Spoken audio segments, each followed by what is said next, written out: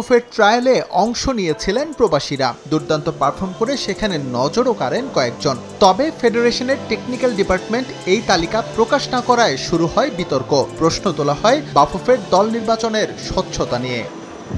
ট্রায়ালে প্রবাসীরা ব্যক্তিগত নৈপুণ্য দেখালেও প্রতিযোগিতামূলক ফুটবলে তাদের ম্যাচ টেম্পারমেন্ট যাচাই করতে চায় বাফুফে। আর তাই অনূর্ধ্ব-23 দলের ক্যাম্পে ডাক পাচ্ছেন বিতোষক জায়ান আহমেদরা। সেখানে নিজেদের প্রমাণ করতে পারলেই মিলবে লাল সবুজ জার্সি গায়ে চাপানোর সুযোগ। আমাদের রিভলভিং ডোর টাইপ অপরচুনিটি, যে কোনো প্লেয়ার যে কোনো মুহূর্তে পারফরমেন্স ভালো হইলেই টিমে ঢুকতে পারবে। যে কোনো প্লেয়ার পারফরমেন্স ড্রপ করলে আপাতত টিমে বাইরে থাকতে হবে।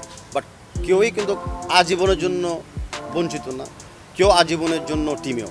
সো আমাদের ভেরি ক্লিয়ার যে ট্রায়ালের মাধ্যমে আসেন, লিগের মাধ্যমে আসেন, চয়েসের মাধ্যমে আসেন, এভরি টাইম আমরা প্লেয়ার সিলেক্ট করি, সবার জন্য ইকুয়াল অপরচুনিটি থাকে। ইউরোপ, আমেরিকা থেকে বাংলাদেশে আসা প্রবাসীদের জন্য বেশ ব্যয় সাপেক্ষ। যারা প্রাথমিক দলের ক্যাম্পে ডাক পাচ্ছেন তাদের আবারও যেতে হচ্ছে সেই খরচের মধ্য দিয়ে। যে বিষয়টি নিয়ে সমালোচনা তৈরির চেষ্টা করছে একটি পক্ষ, যদিও এক্ষেত্রে একেবারে স্পষ্ট অবস্থানে বাফুফে প্রধান। একটা প্লেয়ার আসবে, সে আদৌ খেলতে পারবে না বা সে খেলা অবস্থায় সার্ভিস দেশকে দিতে পারবে না, তো দেশ কেন তার রিসোর্স এই প্লেয়ারের উপরে ব্যয় করবে?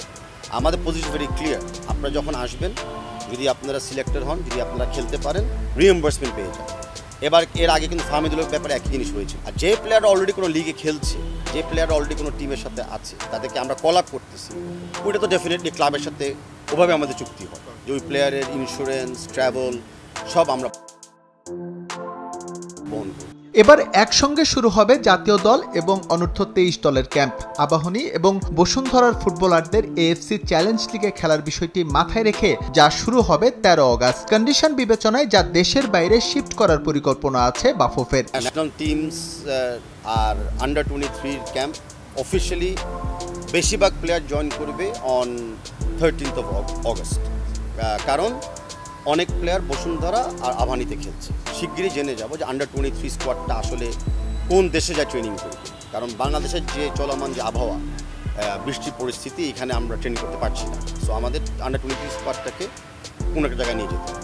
বাফুফের রাডারে আছেন, কিন্তু এই দুই ক্লাবের বাইরে থাকা ফুটবলারদের ফিটনেস ক্যাম্প শুরু হবে 25 জুলাই থেকে। 25 জুলাই থেকে